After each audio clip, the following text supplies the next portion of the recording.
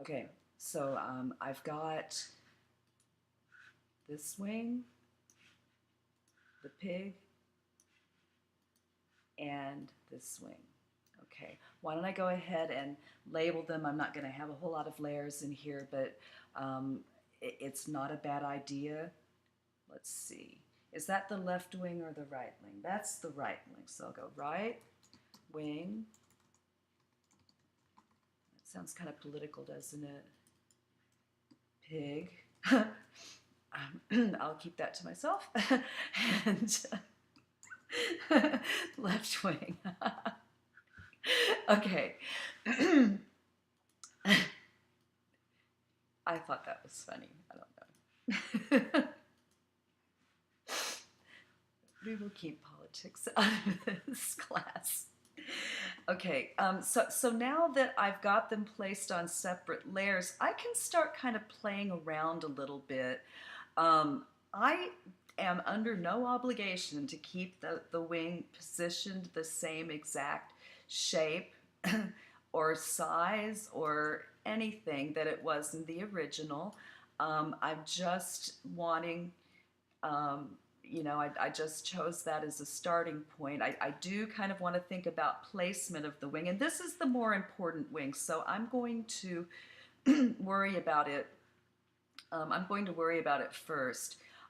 It may even be that I don't need that other wing, but I'm somehow going to put it in there just because I want you guys to see it. So I'm going to probably make this wing a little bit smaller than it ought to be for a pig this big, but you know, since when did pigs fly anyway? So why not, um, you know, we're defying all kinds of natural laws here anyway.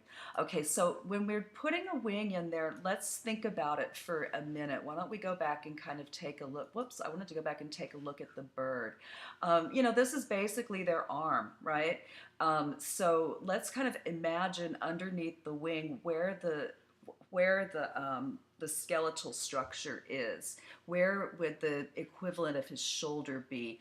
In other words, where is that pivot point that the wing comes out and moves from? And we just kind of have to visualize it. And I'm thinking it would be right around in here, that I would call this somewhat of a shoulder area. And that's why, I wasn't real sure, but that's why I went and got sorry about that. That's why I went and selected out that much of the what looked like the body. I just really didn't know. And so let me move this out of the way for a second.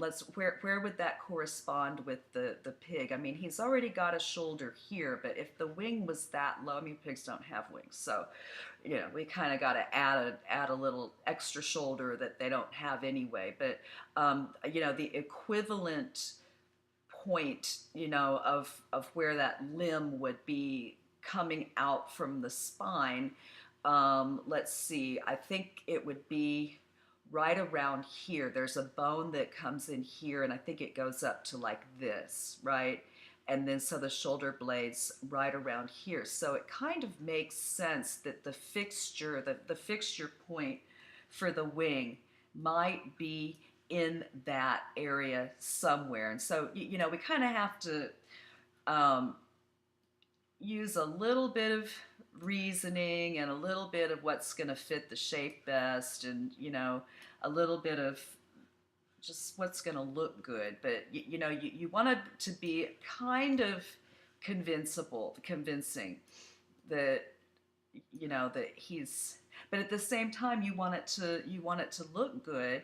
And one of the things that I'm also concerned with is the overall silhouette. If I don't have enough of the wing extending past the pig, it's just going to look like a big gray blob.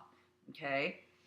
So I may want to go ahead and bring that wing a little bit lower, and maybe I'm going to stretch it some so that I can bring this shoulder area up to conform with this shoulder area, because I can do that, okay? I can reshape this wing to make it fit the pig a little bit better. So I think that's what I want it to do. So I'm thinking that just like that bird, the wings came down really low beneath his body.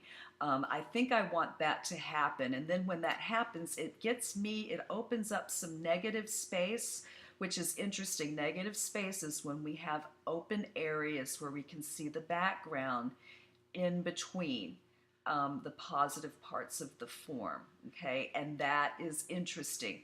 Negative space in between the legs here, negative space. Everything around the pig is negative space, right? Negative space between the wing and the foot here, okay? Negative space is good because it creates visual interest. Okay, so I'm going to go ahead and like place it right about there. Remember, I have to apply my transformation.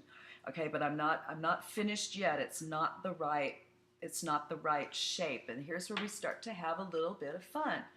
Edit, this time go into transform. And let's let's go into warp. Okay, and warp is super neato. Okay, so you can get pretty darn precise with the warp tool. You can really take it and distort it to conform as much as you want it to the shape of the pig's body. And so, let's think about, well, maybe since that pig was extra round, right? Because he is kind of a little porker, isn't he? Why don't we kind of exaggerate the curve in that wing so that it could kind of compensate for going around such a big pot belly? I mean, he is a pot belly pig, right? So I was telling you guys not to distort it too much. Well, now you can distort it. It's like you don't want to distort it until you know what you want to do with it. But keep it intact until you know otherwise.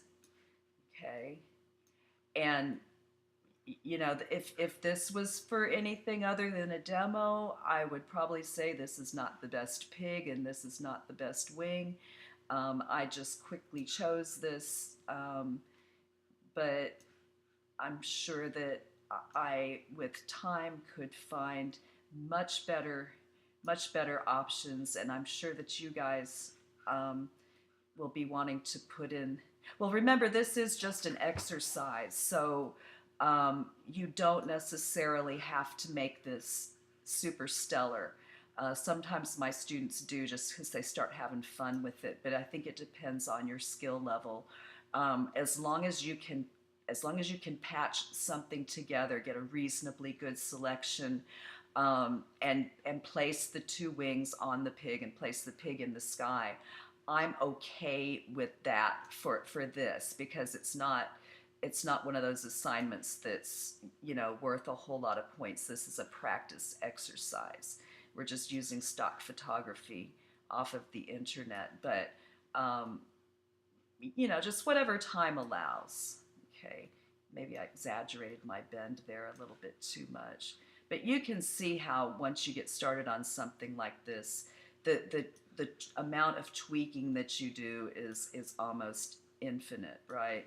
You can pretty much just sit there and pick away at it for hours and days. So okay, so let's pretend like I did a good job on that. Okay, so I'm going to apply that transformation. I've got some blending I need to do. I'm going to do that in another video. Okay, but then let's real quick come and see, what should we do with this other wing? There's not going to be a whole lot that we need to do with it. It's not going to be very significant at all. I just want it to be there. I just want it to kind of count for something. Okay, and I do have this kind of, there's not much wing to work with because, hey, what if I did this? The bird's body was kind of, there was part of the bird's wing that was cutting into it, so I had to cut around it. What if I took advantage of that and placed it right behind his foot? Hey, that's pretty clever.